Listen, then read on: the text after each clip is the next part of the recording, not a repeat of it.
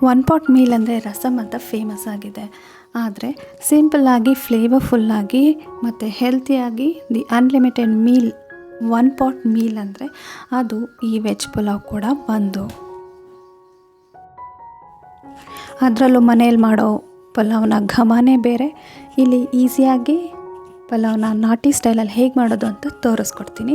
First ತರಕಾರಿ ಎಲ್ಲ ತೊಳೆದ್ಬಿಟ್ಟು ಕಟ್ ಮಾಡಿ ಇಟ್ಕೊಂಡಿದ್ದೀನಿ, ಬೀನ್ಸ್, ಕ್ಯಾರೆಟ್ ಹಾಗೆ ಗೆಡ್ಡೆಕೋಸನ್ನು. ನೆಕ್ಸ್ಟ್ ಇಲ್ಲಿ ಒಂದು ಮಿಕ್ಸಿ ಜಾರ್ಗೆ ಚಕ್ಕೆ, ಲವಂಗ, ಏಲಕ್ಕಿ, ಹಸಿಮೆಣಸಿನ್ಕಾಯಿ, ಬೆಳ್ಳುಳ್ಳಿ, ಪುದೀನ ಸೊಪ್ಪು ಹಾಗೆ ಸ್ವಲ್ಪ ಕೊತ್ತಂಬರಿ ಸೊಪ್ಪನ್ನು ಕೂಡ ಗ್ರೈಂಡ್ ಮಾಡಿ ಒಂದು ಸೈಡಲ್ಲಿ ಇಟ್ಕೊಂಡಿದ್ದೀನಿ. ನೆಕ್ಸ್ಟ್ ಈಗ ಡೈರೆಕ್ಟಾಗಿ ಕುಕ್ಕರ್ಗೆ 1 ಕಪ್ ಆಯಿಲನ್ನು ಹಾಕ್ಕೊಂಡು ಅದಕ್ಕೆ ಸಾಸಿವೆ, ಜೀರಿಗೆ, ಪಲಾವ್ ಐಟಮ್ಸ್ ಹಾಗೆ ಕಟ್ ಮಾಡ್ಕೊಂಡಿರೋ ಈರುಳ್ಳಿ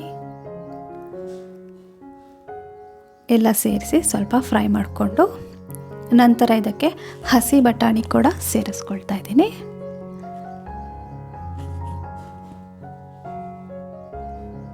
ನೆಕ್ಸ್ಟ್ ಈಗ ಇದಕ್ಕೆ ಕಟ್ ಮಾಡ್ಕೊಂಡಿರೋ ವೆಜಿಟೇಬಲ್ಸ್ ಎಲ್ಲ ಆ್ಯಡ್ ಮಾಡಿಕೊಂಡು ಅದನ್ನು ಕೂಡ ಸ್ವಲ್ಪ ಹೊತ್ತು ಫ್ರೈ ಮಾಡ್ಕೊಳ್ಬೇಕು. ತರಕಾರಿಗೆಲ್ಲ ಎಷ್ಟು ಬೇಕೋ ಅಷ್ಟು ಸಾಲ್ಟನ್ನು ಈಗ ಆ್ಯಡ್ ಮಾಡಿಕೊಂಡು ಸ್ವಲ್ಪ ಅರಿಶಿನ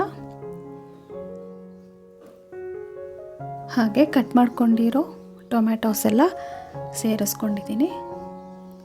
ನೆಕ್ಸ್ಟ್ ಈಗ ಇದಕ್ಕೆ ನಾವು ಗ್ರೈಂಡ್ ಮಾಡಿ ಇಟ್ಕೊಂಡಿದ್ವಲ್ಲ ಮಸಾಲೆನ ಅದನ್ನು ಸೇರಿಸ್ಕೊಂಡು ಈಗ ಇದಕ್ಕೆ ಶುಂಠಿ ಬೆಳ್ಳುಳ್ಳಿ ಪೇಸ್ಟ್ ಕೂಡ ಸೇರಿಸ್ಕೊಳ್ತಾ ಇದ್ದೀನಿ.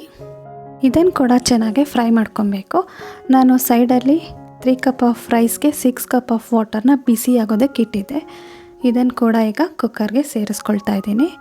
ಇದಕ್ಕೆ 3 ಸ್ಪೂನ್ ಆಫ್ ಧನಿಯಾ ಪುಡಿ ಕೂಡ ಆ್ಯಡ್ ಮಾಡ್ಕೊಳ್ತಾ ಇದ್ದೀನಿ.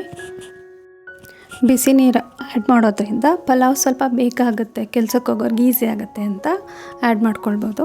ಇದಕ್ಕೆಲ್ಲ ರುಚಿಗೆ ತಕ್ಕಷ್ಟು ಈಗ ಉಪ್ಪು ಸೇರಿಸ್ಕೊಂಡು ಸ್ವಲ್ಪ ಕರಿಬೇವಿನ ಸೊಪ್ಪು ಸೇರಿಸ್ಕೊಂಡು ತೊಳೆದಿರೋ ಅಕ್ಕಿಯನ್ನು ಆ್ಯಡ್ ಮಾಡಿಬಿಟ್ಟು ಚೆನ್ನಾಗಿ ಮಿಕ್ಸ್ ಮಾಡಿ ಟೇಸ್ಟ್ ಎಲ್ಲ ನೋಡಿಬಿಟ್ಟು ಕುಕ್ಕರ್ ಲಿಡ್ನ ಕ್ಲೋಸ್ ಮಾಡಿ 2 ವಿಷಲ್ಸ್ ಹಾಕ್ಸಿದ್ರೆ ಪಲಾವ್ ರೆಡಿ ಆಗುತ್ತೆ. 2 ವಿಷಲ್ಸ್ ಆದಮೇಲೆ ಒಂದು 10 ಮಿನಿಟ್ಸ್ ಆದಮೇಲೆ ಕುಕ್ಕರ್ನ ಓಪನ್ ಮಾಡಿದ್ರೆ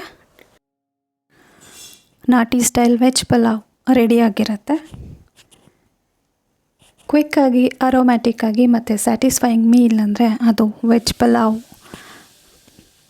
ನೀವು ಕೂಡ ಈ ರೆಸಿಪಿನ ಒಂದು ಸಾರಿ ಟ್ರೈ ಮಾಡಿ ಹೇಗಿತ್ತು ಅಂತ ನನಗೆ ಕಮೆಂಟ್ ಮಾಡಿ.